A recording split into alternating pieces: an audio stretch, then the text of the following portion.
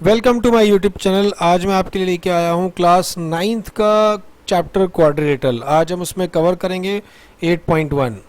तो वीडियो को पूरा देखिएगा, बीच बीच में काफ़ी इंपॉर्टेंट बातें बताई जाती हैं और ये बहुत ही इंपॉर्टेंट चैप्टर है हमारी 9th क्लास का, तो इसीलिए थोड़ा सा वीडियो को पूरा देखिएगा। चलिए स्टार्ट करते हैं। तो क्वेश्चन में कहा जाता है if the diagonals of a parallelogram are equal then show that it is a rectangle. मतलब अगर हमारे पास कोई पैरेललोग्राम है और अगर उसके डायगोनल्स इक्वल हो जाते हैं तो वो क्या शो करेगा कि वो एक रेक्टेंगल है। तो देखिए पैरेललोग्राम और रेक्टेंगल में डिफरेंस क्या है कि उसके डायगोनल्स इक्वल होते हैं और उसके डायगोनल्स अनइक्वल होते हैं, है ना। और पैरेललोग्राम के चारों एंगल्स बराबर नहीं होते, बट रेक्टेंगल के चारों एंगल बराबर होते हैं। तो अगर किसी रेक्टेंगल के चारों एंगल 90 डिग्री हैं तो हम उसे रेक्टेंगल कहेंगे।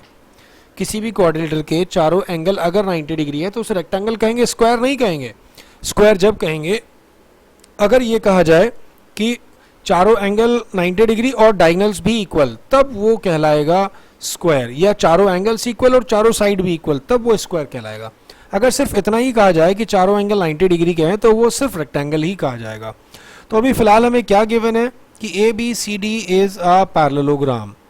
ए B C D is parallelogram, हमें पैरेललोग्राम गिवन है और हमें शो क्या करना है कि ये एक रेक्टेंगल है। A B C D is rectangle, ठीक है ना। तो रेक्टेंगल हमें शो करना है। तो हमारे पास ये जो इसके डायगोनल से बोला गया है कि ये इक्वल है, ठीक है ना। तो क्या लिखेंगे, प्रूफ शुरू करते हैं। तो क्या लिखेंगे, triangle A B C आपको दिखाई दे रहा होगा and triangle B A D. एक ए बी सी ले लेते हैं और एक बी ए डी ले लेते हैं। तो अगर आप देखें उसमें तो ए सी किसके इक्वल है, बी डी के। तो ये तो हमें गिवन ही है, बोला है ना कि अगर डायगोनल्स इक्वल हो जाएं। अच्छा उसके बाद क्या, अच्छा A D sorry B C किसके इक्वल होगा, ए डी के। क्यों भाई, sides of a parallelogram, sides of parallelogram, not science of parallelogram. तो पैरेललोग्राम के अपोजिट साइड्स तो इक्वल होती हैं। अच्छा अगर आप देखें तो ए बी दोनों में आ रहा है, तो A B equals to B A, ठीक है ना। ये हमारी कॉमन साइड हो गई। इसका मतलब triangle A B C equal congruent हो गया किसके, triangle B A D के बाई एस एस एस। तो जब ये इक्वल हो गए तो एंगल ए और एंगल बी इक्वल हो गए by C P C T, corresponding parts of congruent triangle, ठीक है ना। तो जब ये दोनों इक्वल है तो बाई कोइंसिडेंट एंगल, हम जानते हैं कि अगर दो लाइन पैरेलल है तो उनके सेम साइड के जो एंगल का सम होता है कितना होता है, 180। तो दोनों इक्वल हैं और angle A plus angle B equals to कितना दिया होता है, 180। तो यानी कि twice of angle A equals to 180, therefore angle A equals to 90। तो अगर एक एंगल 90 का आ गया तो opposite angles of parallelogram are equal, तो ये भी 90 हो गया, ये भी 90 हो गया और ये भी 90 हो गया। तो hence A B C D is a rectangle, hence A B C D is a rectangle. और हमें यही प्रूफ करना था, ठीक है ना। नेक्स्ट क्वेश्चन देखते हैं। तो क्वेश्चन नंबर 2 में कहता है show that the diagonals of a square are equal and bisect each other at 90 degree at right angle triangle। तो मतलब हमारे पास ये एक स्क्वायर गिवन है और हमें शो करना है कि जो इसके डायगोनल्स हैं वो इक्वल हैं और बाइसेक्ट करते हैं एक दूसरे को 90 डिग्री पर। तो सबसे पहले तो हम क्या ले लेंगे, जो हमने पिछले क्वेश्चन में ट्राइंगल लिए थे ना, एक ले लेते हैं A B C. Let's take triangle A B C and triangle B A D, ठीक है ना। हमने इनको ले लिया है। तो अब हम सबसे पहले क्या करने वाले हैं, स्क्वायर गिवन है तो स्क्वायर की साइड्स तो इक्वल होती हैं, तो बी सी इक्वल टू ले लेंगे ए डी, ठीक है ना। तो B C equal to A D, तो यहां पर क्या लिखेंगे, साइड्स ऑफ स्क्वायर। अच्छा और अगर आप देखें तो A B equal to B A common है, तो A B equal to B A, तो ये हमारा कॉमन साइड हो गया। अच्छा और angle B equals to angle A each 90, क्योंकि B स्क्वायर के एंगल्स 90 डिग्री के ही तो होते हैं, तो इसे हम क्या लिख देंगे, 90 ईच या ईच 90। इसका मतलब triangle A B C triangle A B C congruent हो चुका है triangle B A D के बाई एस ए एस। जब ट्राइंगल कॉन्ग्रुएंट हो गया तो by C P C T A C किसके इक्वल आ जाएगा, बी डी के। तो ये हमने डायगोनल्स को इक्वल तो प्रूव कर दिया। अब हमें क्या प्रूव करना है कि ये एक दूसरे को बाइसेक्ट करते हैं और 90 डिग्री पर बाइसेक्ट करते हैं। तो अब हमें ना इसको भी दो पार्ट में करना पड़ेगा। चलिए नेक्स्ट पार्ट देखते हैं। ये वाला पार्ट तो क्लियर हो गया ना। चलिए तो अब हम इसको प्रूव करेंगे कि डायगोनल्स जो हैं एक दूसरे को बाइसेक्ट करते हैं। फिर तीसरे मतलब पार्ट में हम लोग करेंगे कि 90 डिग्री पे करते हैं। तो लेट्स टेक ट्राई एंगल, एक हम ट्राइंगल ले लेते हैं ए ओ बी ले लेते हैं और दूसरा ट्राइंगल ले लेते हैं सी ओ डी के, है ना। मतलब एक ये वाला और एक ये वाला, ठीक है। तो चलिए देखते हैं कैसे कैसे हो सकता है इसमें। तो कैसे, देखिए ये वाला एंगल और ये वाला एंगल इक्वल होगा बाई ऑल्टरनेट, क्योंकि ये दोनों लाइंस जो हैं ऐसे फॉर्म कर रही हैं, जेड बना रही हैं, तो ऑल्टरनेट, और ये दोनों लाइन पैरेलल हैं, स्क्वायर के पैरेलल ही तो होती हैं। तो इसका मतलब क्या होता है, angle O A B equals to angle O C D, ठीक है ना। रीजन क्या रहेगा इनका, ऑल्टरनेट इंटीरियर एंगल, ठीक है ना। अच्छा, इसी तरह से ये वाला एंगल भी इक्वल होगा इसके, है ना। तो इसका मतलब angle O B A equals to angle O D C, ये भी सेम रीजन रहेगा। और आपने देखा कि ए बी किसके इक्वल रहेगा, सी डी के। ए बी किसके इक्वल रहेगा, सी डी के, side of a square, sides of square, ठीक है ना। तो इसका मतलब ये दोनों ट्राइंगल जो हैं वो क्या हो गए, कॉन्ग्रुएंट हो गए। यानी कि triangle A O B congruent to triangle C O D, ठीक है ना, बाई ए एस से सिमिलर कॉन्ग्रुएंट हो गए। तो इसका मतलब O by C P C T कौन कौन किसके इक्वल हो जाएगा, देख लेते हैं।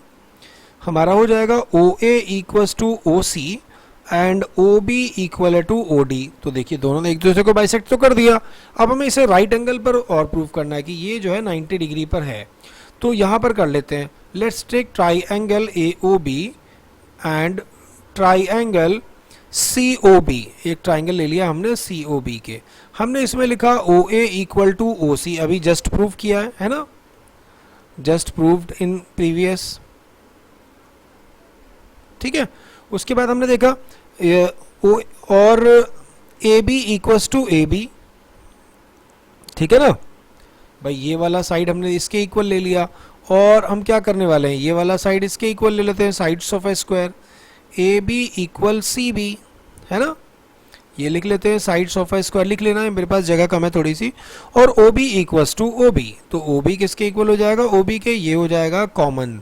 इसका मतलब triangle A O B congruent हो गया triangle C O B के, है ना, बाई एस एस एस। तो इसका मतलब ये दोनों एंगल इक्वल होंगे।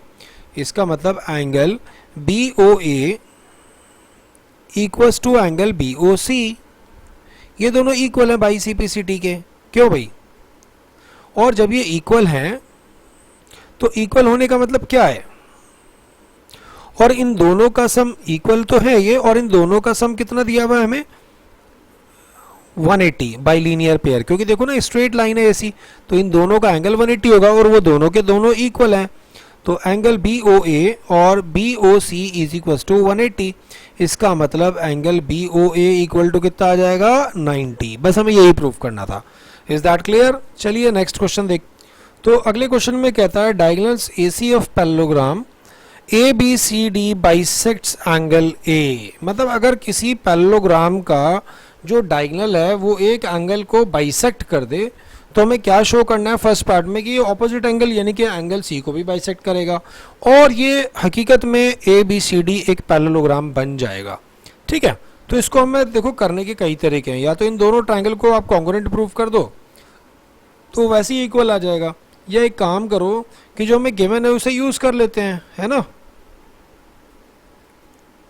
हमें क्या गिवन है, angle B A C equals to angle D A C, ये हमें गिवन है ना भाई, इस ए सी ने इन दोनों को इक्वल पार्ट में डिवाइड। अच्छा एक बात बताओ, अगर ये एंगल एक्स है तो ये भी एक्स होगा। अच्छा ऑल्टरनेट इंटीरियर से इस वाले एक्स की वजह से ये वाला एक्स हो जाएगा, और ऑल्टरनेट इंटीरियर की वजह से क्योंकि ये भी पैरेलल है, ये वाला है तो ये भी एक्स हो जाएगा। ये तो अरे ये तो सभी इक्वल हो गए, ठीक है ना। तो यही तो हमें शो करना है। तो चलिए देखते हैं क्या हो सकता है। तो अब लिखेंगे एंगल बी ए सी। अच्छा ये तो हमें गिवन है ना। एंगल बी ए सी किसके इक्वल होगा, देखो ना ये वाला बी ए सी इक्वल होगा डी सी ए के। ये रीजन क्या रहेगा इसका, ऑल्टरनेट इंटीरियर एंगल, ठीक है ना। तो इसका मतलब जितना ये है उतना ही ये हो गया। अब इसी तरह से एंगल, कौन सा angle, angle D A C, तो angle D A C equals to हो जाएगा एंगल बी सी ए के। Same reason. तो फ्रॉम अबव इक्वेशंस क्या हो जाएगा, ये दोनों एंगल्स इक्वल हो जाएंगे, यानी कि angle B C A is equals to angle D C A, ठीक है ना। तो ये हमने प्रूव कर दिया। अब हमें शो करना है कि ये दोनों जो है क्या है, रोम्बस हैं। तो एक बात बताइए, जब ये एंगल और ये एंगल बराबर हो गया, लिखेंगे in triangle A B C, क्या लिखेंगे, angle B A C equals to angle B C A. अब ये भी प्रूव किया, जस्ट प्रूव्ड। क्यों भाई, अच्छा दो एंगल इक्वल हो गए तो वो आइसोसेलेस बन गया। इसका मतलब triangle A B C is an isosceles triangle, ठीक है ना। जब आइसोसेलेस ट्राइंगल है तो ए बी किसके इक्वल होगा, बी सी के। व्हेन एडजेसेंट साइड्स, इसमें लास्ट में लिखना पड़ेगा, when adjacent sides of a parallelogram are equal then it's become a rhombus. तो ये एक रोम्बस बन जाता है। तो क्लियर हो गया ना, ये क्वेश्चन इंपॉर्टेंट क्वेश्चन है, आ सकता है। तो ये है क्वेश्चन नंबर 4। क्वेश्चन नंबर 4 में कहता है कि A B C D is a rectangle, एक रेक्टेंगल है which diagonals A C bisects angle A as well as angle C. मतलब इस ए सी ने क्या किया है, इन दोनों एंगल्स को बाइसेक्ट किया है, ठीक है ना। तो ये भी बाइसेक्ट हो जाएंगे, है ना। अभी हमें क्या गिवन है, रेक्टेंगल गिवन है। तो अभी हम इसको क्या शो करना है, फर्स्ट पार्ट में स्क्वायर, और उसके बाद ये शो करना है सेकंड पार्ट में कि बी डी बी और डी दोनों को बाइसेक्ट करेगा। भाई ये आप बिल्कुल सेम प्रीवियस क्वेश्चन की तरह कर सकते हैं, बल्कि और कम स्टेप में कर सकते हैं। भाई ये देखो ना, ये दोनों एंगल इक्वल है, बाइसेक्ट कर रहे हैं, तो हमें पता है गिवन है क्या, दो तरीके से कर सकते हैं। एंगल 1 इक्वल्स टू एंगल 2, हमने देखा कि ये एक्स है तो ये भी एक्स होगा, ठीक है ना। अभी हम इसको वाई लिख के, ऐसे ही हमने वो तो बताने के लिए किया था, लेकिन हम इसको मिटा देते हैं, ठीक है ना। अब भाई ऑल्टरनेट इंटीरियर एंगल, ये वाला एक्स है तो ये भी एक्स हो जाएगा, ये एक्स है तो ये भी एक्स हो जाएगा। तो मतलब ये सारे के सारे इक्वल है, और जब ये एक्स है ये एक्स, तो ये बन गया एक आइसोसेलेस ट्राइंगल, और ये दोनों साइड्स इक्वल तो बन गया स्क्वायर। या हम इसको ऐसे भी कर सकते थे, रेक्टेंगल गिवन है ना, ये 45 है तो 45 का हाफ कितना होगा, सॉरी 90 का हाफ कितना होगा, 45, और ये भी तो 90 है, इसका भी हाफ 45 होगा। तो दोनों एंगल इक्वल हो गए, तो दो साइड भी इक्वल हो गई। तो हम इसको कैसे भी कर सकते हैं। तो ये आप खुद करिएगा, कोशिश करिएगा, नहीं होता तो कमेंट बॉक्स में मुझे बताइएगा, मैं आपको करवाता हूँ। अब हम चलते हैं क्वेश्चन नंबर 5 पे। काफ़ी इंपॉर्टेंट क्वेश्चन है, कई स्कूल में पूछा जा चुका है। तो आपके सामने ये क्वेश्चन नंबर 5 है। इसमें गिवन है A B C D is the parallelogram, और उसमें डी पी, और ये डायग्राम में डी पी और बी क्यू इक्वल है। तो फर्स्ट पार्ट में हमें दिखाना है triangle A P D. A P D triangle ढूंढ लेते हैं, कहाँ पर है, ये वाला, और सी क्यू बी और ये वाला ट्राइंगल, दोनों को हमें कॉन्ग्रुएंट दिखाना है, ठीक है। तो चलिए स्टार्ट करते हैं। तो सबसे पहले हम लिखेंगे D P equal to B Q, ये तो हमें गिवन है ना, है ना। अच्छा फिर हम क्या लिखने वाले हैं, D P equal to B Q, A D equal to B C. भाई ए डी और बी सी क्यों इक्वल होंगे, साइड्स ऑफ अ पैरेललोग्राम, ठीक है ना। ये हमारे पैरेललोग्राम की साइड्स हैं, साइड्स ऑफ पैरेललोग्राम। अच्छा अगर आप देखें भाई, ऑल्टरनेट इंटीरियर एंगल, ये वाला एंगल और ये वाला एंगल तो इक्वल होंगे। भाई देखो ना, जेड फॉर्म कर रहा है, और पैरेललोग्राम है तो पैरेलल तो है ही, तो ये दोनों एंगल्स जो हैं इक्वल होंगे। तो उस एंगल का नाम क्या होने वाला है, P D angle P D A is equal to angle Q B C, okay, Q B C, okay.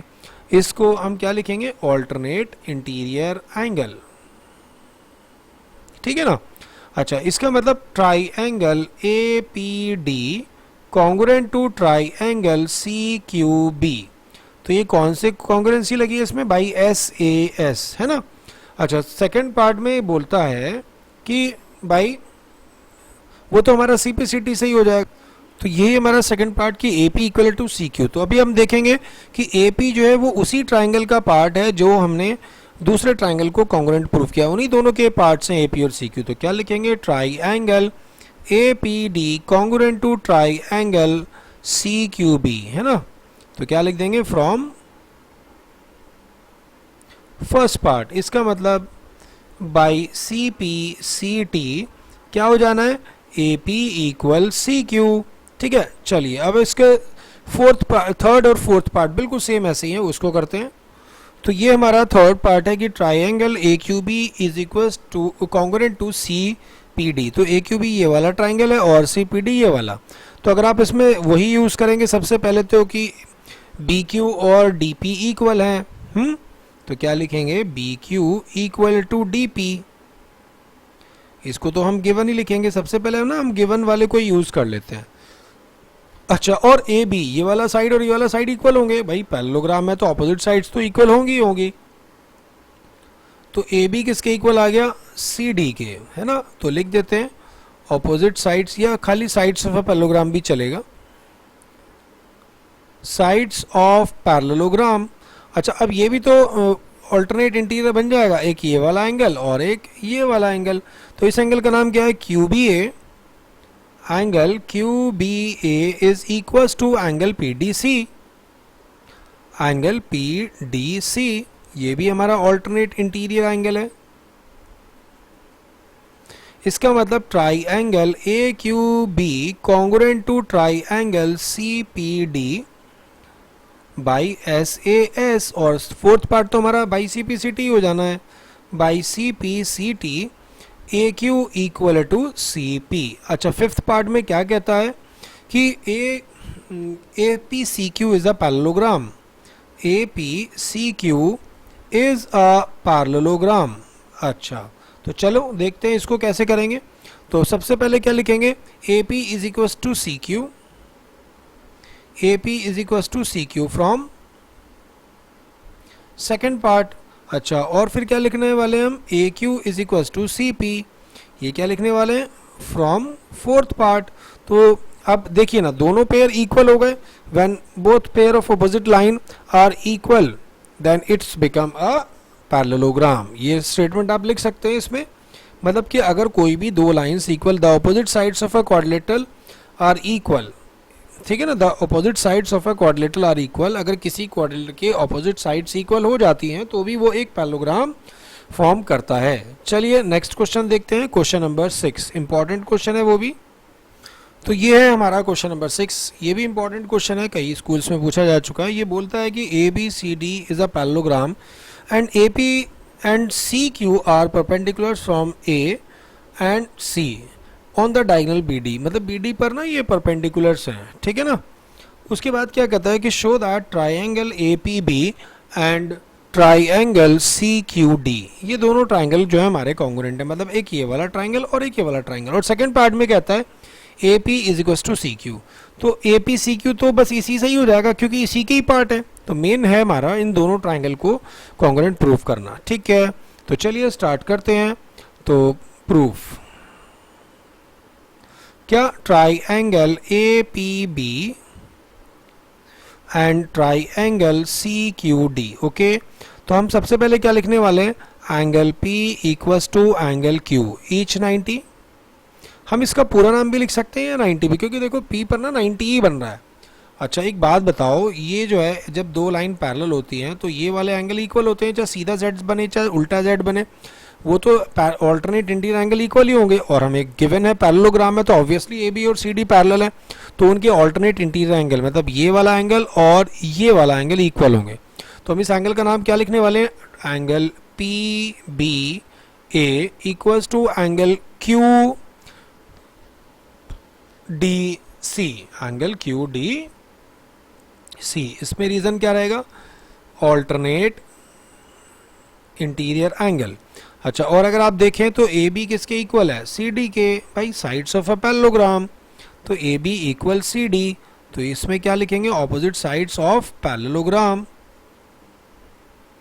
इसका मतलब triangle A P B congruent हो गया ट्राइएंगल सी क्यू डी के by A S. A S याद है ना, मतलब ए S जब लग सकता है जिस साइड के कंटिन्यू एंगल ना हो और उसमें एक एंगल एटलीस्ट, मतलब एक एंगल तो उसमें 90 डिग्री होना ही होना है, तभी ए एस हम लगा सकते हैं। तो बस सेकंड पार्ट तो directly by C P C T A P equal to C Q. Okay, चलिए नेक्स्ट क्वेश्चन देखते हैं। तो नेक्स्ट क्वेश्चन है, काफ़ी इंपॉर्टेंट क्वेश्चन है ये। A B C D is a trapezium with which AB is parallel to CD and AD equal to BC as shown in figure। हमने figure बना दी है उसकी, तो हमें शो करना है angle A equals to angle B और angle C equals to angle D। दो पार्ट और हैं, पहले हम ये दो पार्ट करेंगे, उसके बाद हम नेक्स्ट टू पार्ट्स करेंगे, ठीक है। तो चलिए इसमें पहले में थोड़ा सा हमें कंस्ट्रक्शन करना होगा, देखते हैं वो क्या है वो कंस्ट्रक्शन। चलिए, तो हमने इसमें कंस्ट्रक्शन कर लिया है। हमने क्या कंस्ट्रक्शन किया है, draw a parallel line CP, draw CP is parallel to AD। तो क्या कंस्ट्रक्शन किया हमने, draw CP parallel to AB, draw CP parallel to AD, ठीक है। और प्रोड्यूस AB को प्रोड्यूस किया AB टू P। ओके, तो अब ये क्या हुआ देखते हैं, चलिए शुरू करते हैं प्रूफ। तो क्या हो जाता है इसमें कि AP is parallel to CD and AD is parallel to CP। इसका मतलब क्या हुआ, AP CD is a parallelogram, तो पैरेललोग्राम बन गया। तो इसका मतलब एंगल 1 ले लेते हैं, इसका नाम ले लेते हैं एंगल 2 और इसका नाम ले लेते हैं एंगल 3 और इस वाले का 4 और इस वाले का 5, ठीक है। तो इसका मतलब जब पैरेललोग्राम बन चुका है तो मतलब AD किसके इक्वल हो गया, opposite sides of parallelogram CP के, और AD पहले से ही इक्वल दिया हुआ है BC के। तो इसका मतलब BC और CP इक्वल हो गए, BC इक्वल हो गए CP के। क्यों भाई, हमने पता लग गया ना इसमें। भाई देखो ना, AD किसके इक्वल, इसके, क्यों भाई इक्वल है, opposite sides of a parallelogram, और AD और ये पहले से इक्वल दिए हुए हैं, तो इसका मतलब ये एक 5 और 3 इक्वल हो गए। तो जब ये इक्वल हो गए तो अब हम इसमें लिखने वाले हैं, देखिए क्या। तो इसका मतलब देख लेते हैं कौन कौन से एंगल्स इक्वल हो गए। तो एंगल 2 जो हो गया एंगल 3 के इक्वल हो गया because opposite angles of parallelogram, और एंगल 3 किसके इक्वल है, एंगल 5 के। तो बेसिकली हम लिख सकते हैं angle 2 equals to angle 5। Okay, अब हम बात करते हैं एंगल, मतलब जो हमें पता है ना, जब दो लाइन पैरेलल होती है तो उनके सेम साइड के एंगल का सम होता है 180। और हमें एक चीज़ ये देखनी है, जब एक लाइन मतलब स्ट्रेट लाइन पर दो एंगल्स होते हैं तो दोनों का सम होता है 180, ठीक है ना। तो हम ये दोनों वाली प्रॉपर्टी अब हम यूज़ करने वाले हैं। तो सबसे पहले हम सेम साइड के एंगल वाली, यानी कि angle 1 plus angle 2 equal to 180 होने वाला है, और एंगल 4 प्लस एंगल 5 भी इक्वल टू 180 होने वाला है। अब ये भी 180 के इक्वल है, ये भी 180 के इक्वल है, तो things are equal to the same thing, equal to one another. यानी कि हम लिख सकते हैं इसको क्या, angle 1 plus angle 2 equals to angle 4 plus angle 5। अच्छा, 1 की जगह क्या रिप्लेस कर सकते हैं, 1 की जगह तो कुछ रिप्लेस नहीं कर सकते। अच्छा, एंगल 2 की जगह क्या रिप्लेस कर सकते हैं, एंगल 3, ठीक है ना। और एंगल 4 को हम ऐसे ही रहने देते हैं, और ये है हमारा एंगल 5, ठीक है। एंगल 1 ऐसे ही रहने देते हैं, और 3 की जगह क्या रिप्लेस कर सकते हैं, एंगल 5, यानी कि एंगल 4 एंगल 5, ठीक है ना। तो हमने क्या देखा, एंगल 5 से एंगल 5 कट हो जाना है, हमारे पास क्या बचेगा, एंगल 1 इक्वल्स टू एंगल 4। तो 1 और 4 कौन कौन से हैं एंगल, अगर हम उस ट्रेपीजियम के अंदर की बात करें तो angle A equals to angle B। इसी तरह से ये हमारा फर्स्ट पार्ट तो हो चुका है। अब हमें पता है A और D को जोड़ के 180 आता है, तो एंगल D इक्वल्स टू क्या है, 180 माइनस एंगल A, ठीक है ना। और इसी तरह से angle C is equals to क्या, 180 माइनस एंगल बी। तो एंगल अगर हम इन्हें सब्ट्रैक्ट करेंगे तो बी से बी कट जाएगा, बिकॉज ये दोनों इक्वल है, 180 से 180 कट जाएगा। Therefore angle D equals to angle C. तो डी और सी भी हमारे इक्वल आ गए। तो नेक्स्ट क्वेश्चन, इसका दोनों पार्ट देखते हैं। तो थर्ड पार्ट है इसका, ट्राइंगल ए बी सी और बी ए डी जो है इक्वल है। तो ए बी सी और बी ए डी को हमें इक्वल दिखाने के लिए देखिए क्या करना पड़ेगा। सबसे पहले हम लिखेंगे B C equal to A D, ये तो हमें गिवन था ना। अच्छा, उसके बाद हम क्या लिखने वाले हैं, triangle A B C है ना हमारा, तो ए बी सी और ए बी डी। अच्छा, B C equals to A D और ए बी दोनों में आ रहा है क्या, नहीं, A B equals to B A, ये तो हमारा कॉमन साइड हो गया है ना। अच्छा, और अगर आप देखें तो एंगल बी और एंगल ए तो इक्वल हैं, क्यों भाई, angle B equals to angle A, अभी जस्ट हमने प्रूव किया है फर्स्ट पार्ट में, है ना, proved in first part. Okay, इसका मतलब triangle A B C congruent हो गया triangle B A D के बाई एस ए एस। अब जो हमें फोर्थ पार्ट जो करना है वो by C P C T हो जाना है, क्योंकि ये वही पार्ट्स हैं, उसी ट्राइंगल के पार्ट्स हैं जिनको हमने कॉन्ग्रुएंट प्रूव कर चुके हैं, यानी कि ए सी इक्वल टू बी डी। तो आज की वीडियो में बस इतना ही, हम इसका अगला पार्ट लेकर आएंगे नेक्स्ट वीडियो में। तो कैसा लगा आपको ये मुझे ज़रूर बताइएगा, कमेंट बॉक्स में मुझे कमेंट कीजिएगा। अगर आप चैनल पे नए हैं तो ज़रूर सब्सक्राइब कीजिएगा और शेयर भी कीजिएगा।